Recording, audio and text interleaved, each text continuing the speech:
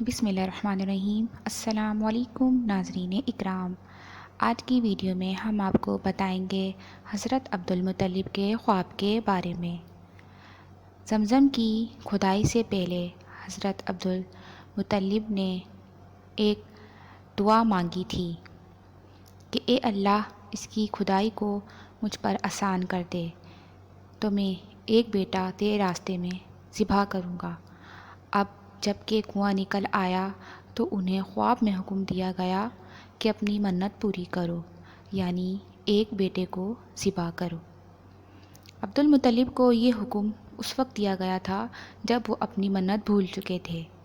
پہلے خواب میں ان سے کہا گیا منت پوری کرو، انہوں نے ایک مینڈھا ذبح کر کے غریبوں کو کھلا دیا۔ پھر خواب آیا کہ اس سے بڑی پیش کرو، اس مرتبہ انہوں نے ایک بیل ذبح کر دیا۔ خواب میں پھر یہی کہا گیا کہ اس سے بھی بڑی پیش کرو، اب انہوں نے اونٹ ذبح کیا۔ پھر خواب آیا کہ اس سے بھی بڑی چیز پیش کرو، انہوں نے پوچھا کہ اس سے بھی بڑی چیز کیا ہے؟ تب کہا گیا کہ اپنے بیٹوں میں سے کسی کو ذبح کرو جیسا کہ تم نے منت مانی تھی۔ اب انہیں اپنی منت یاد آئی، اپنے بیٹوں کو جمع کیا، ان سے منت کا ذکر کیا، سب کے سر جھک گئے، کون خود کو ذبح کرواتا؟ آخر عبداللہ بولے ابا جان آپ مجھے ذبح کر دیں، یہ سب سے چھوٹے تھے، سب سے خوبصورت تھے، سب سے زیادہ محبت بھی عبدالمطلب کو انہی سے تھی، لہٰذا انہوں نے قرآن دازی کرنے کا ارادہ کیا۔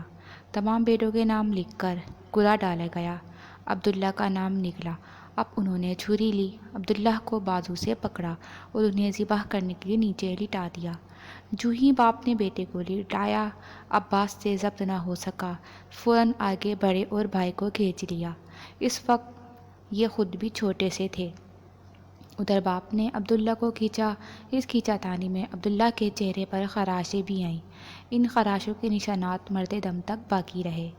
اسی دوران بنو مخزوم کے لوگ آ گئے، انہوں نے کہا کہ آپ اس طرح بیٹے کو ذبح نہ کریں، اس کی ماں کی زندگی خراب ہو جائے گی، اپنے رب کو راضی کرنے کے لیے بیٹے کا فدیہ دے دیں۔ اب سوال یہ تھا کہ فدیہ کیا دیا جائے؟ اس کی ترکیب یہ بتائی گئی کہ ایک کاغذ پر 10 اونٹ لکھے جائیں، دوسرے پر عبداللہ کا نام لکھا جائے۔ اگر 10 اونٹ والی پرچی نکلی تو 10 اونٹ قربان کر دیے جائیں، اور اگر عبداللہ والی پرچی نکلی تو 10 اونٹ کا اضافہ کر دیا جائے۔ پھر 20 اونٹ والی پرچی اور عبداللہ والی پرچی ڈالی جائے۔ اب اگر 20 اونٹ والی پرچی نکلے تو 20 اونٹ قربان کر دیے جائیں، ورنہ 10 اونٹ اور بڑھا دیے جائیں۔ اس طرح 10-10 کر کے اونٹ بڑھاتے جائیں۔ عبدالمطلب نے ایسا ہی کیا، 10-10 اونٹ بڑھاتے چلے گئے، ہر بار عبداللہ کا نام نکلتا چلا گیا، یہاں تک کہ اونٹوں کی تعداد 100 تک پہنچ گئی۔ تب کہیں جا کر اونٹوں والی پرچی نکلی، اس طرح ان کی جان کے بدلے 100 اونٹ قربان کیے گئے۔ عبدالمطلب کو اب پورا اطمینان ہو گیا کہ اللہ تعالیٰ نے عبداللہ کے بدلے 100 اونٹوں کی قربانی منظور کر لی ہے۔ انہوں نے کعبے کے پاس 100 اونٹ قربان کیے اور کسی کو کھانے سے نہ روکا، سب انسانوں، جانوروں، پرندوں نے ان کو کھایا۔ امام ظاہری کہتے ہیں کہ عبدالمطلب پہلے آدمی ہیں جنہوں نے آدمی کی جان کی قیمت 100 اونٹ دینے کا طریقہ شروع کیا۔ اس سے پہلے 10 اونٹ دیے جاتے تھے، اس کے بعد یہ طریقہ سارے عرب میں جاری ہو گیا، گویا قانون بن گیا کہ آدمی کا فدیہ 100 اونٹ ہے۔ نبی پاک صلی اللہ علیہ وآلہ وسلم کے سامنے جب یہ ذکر آیا تو آپ نے اس فدیے کی تصدیق فرمائی، یعنی فرمایا کہ یہ درست ہے، اور اسی بنیاد پر نبی پاک صلی اللہ علیہ وآلہ وسلم فرماتے ہیں کہ میں 2 ذبیحوں یعنی حضرت اسماعیل علیہ السلام اور حضرت عبداللہ کی اولاد ہوں۔ حضرت عبداللہ قریش میں سب سے زیادہ حسین تھے، ان کا چہرہ روشن ستارہ کی مانند تھا۔ قریش کی بہت سی لڑکیاں ان سے شادی کرنا چاہتی تھیں، مگر حضرت عبداللہ کی حضرت آمنہ سے شادی ہوئی۔ حضرت آمنہ وہب بن عبد مناف بن زہرہ کی بیٹی تھیں۔ شادی کے وقت حضرت عبداللہ کی عمر 18 سال تھی۔ یہ شادی کے لیے اپنے والد کے ساتھ جا رہے تھے، راستے میں ایک عورت کعبے کے پاس بیٹھی نظر آئی۔ یہ عورت ورقہ بن نوفل کی بہن تھی۔ ورقہ بن نوفل قریش کے ایک بڑے عالم تھے۔ ورقہ بن نوفل سے ان کی بہن نے سن رکھا تھا کہ وقت کے آخری نبی کا ظہور ہونے والا ہے، اور ان کی نشانیوں میں سے ایک نشانی یہ ہوگی کہ ان کے والد کے چہرے میں نبوت کا نور چمکتا ہوگا۔ جو ہی اس نے عبداللہ کو دیکھا، فوراً اس کے ذہن میں یہ بات آئی، اس نے یہ سوچا ہو نہ ہو یہ وہ شخص ہے جو پیدا ہونے والے نبی کے باپ ہوں گے۔ چنانچہ اس نے کہا کہ اگر تم مجھ سے شادی کر لو تو میں تمہیں بدلے میں اتنے ہی اونٹ دوں گی جتنے تمہاری جان کے بدلے میں ذبح کیے گئے تھے۔ اس پر انہوں نے جواب دیا، میں اپنے باپ کے ساتھ ہوں، ان کی مرضی کے خلاف کچھ نہیں کر سکتا، نہ ان سے الگ ہو سکتا ہوں، اور میرے والد باعزت آدمی ہیں، اپنی قوم کے سردار ہیں۔ بہرحال ان کی شادی حضرت آمنہ سے ہو گئی۔ اب قریش کی عورتوں میں نسب اور مقام کے اعتبار سے افضل تھیں۔ حضرت آمنہ حضرت عبداللہ کے گھر آ گئیں۔ آپ فرماتی ہیں کہ جب میں ماں بننے والی ہوئی تو میرے پاس ایک شخص آیا، یعنی ایک فرشتہ انسانی شکل میں آیا۔ اس وقت میں جاگنے اور سونے کے درمیانی حالت میں تھی۔ عام طور پر اس حالت کو غنودگی کہا جاتا ہے۔ اس نے مجھ سے کہا، کیا تمہیں معلوم ہے تم اس امت کے سردار اور نبی کی ماں بننے والی ہو؟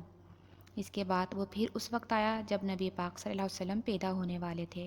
اس مرتبہ اس نے کہا، جب تمہارے یہاں پیدائش ہو تو کہنا، میں اس بچے کے لیے اللہ کی پناہ چاہتی ہوں ہر حسد کرنے والے کے شر اور برائی سے۔ پھر تم اس بچے کا نام محمد رکھنا، کیونکہ ان کا نام توریت میں احمد ہے اور زمین اور آسمان والے ان کی تعریف کرتے ہیں، جبکہ قرآن میں ان کا نام محمد ہے اور قرآن ان کی کتاب ہے۔ ایک روایت کے مطابق فرشتے نے ان سے یہ کہا، تم وقت کے سردار کی ماں بننے والی ہو۔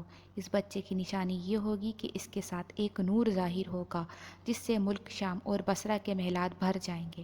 جب وہ بچہ پیدا ہو جائے گا تو اس کا نام محمد رکھنا، کیونکہ توریت میں ان کا نام احمد ہے کہ آسمان اور زمین والے ان کی تعریف کرتے ہیں، اور انجیل میں ان کا نام احمد ہے کہ آسمان اور زمین والے ان کی تعریف کرتے ہیں، اور قرآن میں ان کا نام محمد ہے۔ حضرت عبداللہ کے چہرے میں جو نور چمکتا تھا، شادی کے بعد وہ حضرت آمنہ کے چہرے میں آ گیا تھا۔ امام ظاہری فرماتے ہیں کہ حاکم نے یہ روایت بیان کی ہے اور اس کو صحیح قرار دیا ہے کہ صحابہ کرام رضی اللہ عنہم نے نبی پاک صلی اللہ علیہ وسلم سے عرض کیا، اے اللہ کے رسول، ہمیں اپنے بارے میں کچھ بتائیے۔ تو نبی پاک صلی اللہ علیہ وسلم نے ارشاد فرمایا، میں اپنے باپ ابراہیم علیہ السلام کی دعا ہوں، اپنے بھائی عیسیٰ علیہ السلام کی بشارت ہوں اور خوشخبری ہوں۔ جب میں اپنی والدہ کے شکم میں آیا تو انہوں نے دیکھا، گویا ان سے ایک نور ظاہر ہوا ہے جس سے ملک شام میں بصرہ کے محلات روشن ہو گئے۔ حضرت آمنہ نے حضرت حلیمہ سعدیہ سے فرمایا تھا، میرے اس بچے کی شان نرالی ہے، یہ میرے پیٹ میں تھے تو مجھے کوئی بوجھ و تھکن محسوس نہیں ہوئی۔ حضرت عیسیٰ علیہ السلام وہ آخری پیغمبر ہیں جنہوں نے آپ صلی اللہ علیہ وسلم کی آمد کی خوشخبری سنائی ہے۔ اس بشارت کا ذکر قرآن میں بھی ہے۔ سورہ صف میں اللہ تعالیٰ فرماتے ہیں، اور اسی طرح وہ وقت بھی قابل ذکر ہے کہ جب عیسیٰ ابن مریم علیہ السلام نے فرمایا کہ اے بنی اسرائیل، میں تمہارے پاس اللہ کا بھیجا ہوا آیا ہوں کہ مجھ سے پہلے جو توریت آ چکی ہے میں اس کی تصدیق کرنے والا ہوں، اور میرے بعد جو ایک رسول آنے والے ہیں ان کا نام مبارک احمد ہوگا، میں ان کی بشارت دینے والا ہوں۔ اب چونکہ حضرت عیسیٰ علیہ السلام یہ بشارت سنا چکے تھے، اس لیے ہر دور کے لوگ آپ صلی اللہ علیہ وسلم کی آمد کا بے چینی سے انتظار کر رہے تھے۔ ادھر آپ کی پیدائش سے پہلے ہی حضرت عبداللہ انتقال کر گئے۔ سابقہ کتب میں آپ کی نبوت کی ایک علامت یہ بھی بتائی گئی ہے کہ آپ کے والد کا انتقال آپ کی ولادت سے پہلے ہو جائے گا۔ حضرت عبداللہ ایک تجارتی قافلے کے ساتھ تجارت کے لیے گئے تھے۔ اسی دوران آپ بیمار ہو گئے اور کمزور ہو کر واپس لوٹے۔ قافلہ مدینہ منورہ سے گزرا تو حضرت عبداللہ اپنی ننیال یعنی بنو نجار کے یہاں ٹھہرے۔ ان کی والدہ بنو نجار سے تھیں، 1 ماہ تک بیمار رہے اور انتقال کر گئے۔ انہیں یہیں دفن کر دیا گیا۔ تجارتی قافلہ جب حضرت عبداللہ کے بغیر مکہ مکرمہ پہنچا اور عبد المطلب کو پتہ چلا کہ ان کے بیٹے عبداللہ بیمار ہو گئے ہیں اور مدینہ منورہ میں اپنی ننیال میں ہیں، تو انہیں لانے کے لیے عبد المطلب نے اپنے بیٹے زبیر کو بھیجا۔ جب یہ وہاں پہنچے تو عبداللہ کا انتقال ہو چکا تھا۔ مطلب یہ کہ آپ صلی اللہ علیہ وسلم اس دنیا میں اپنے والد کی وفات کے چند ماہ بعد تشریف لائے۔ معزز سامعین، اس کے آگے کا واقعہ آپ ہماری اگلی ویڈیو میں ضرور ملاحظہ کیجیے گا۔ شکریہ۔